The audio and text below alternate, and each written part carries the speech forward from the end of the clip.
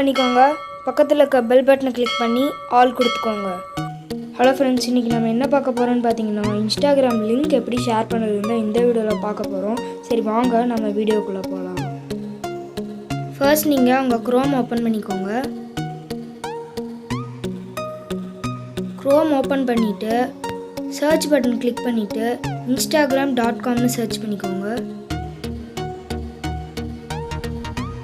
instagram.com open பண்ணணுன்னா நீங்கள் முன்னாடியே லாகின் பண்ணி வச்சுருந்தீங்கன்னா உங்கள் அக்கௌண்ட் அப்படியே வந்துடும்.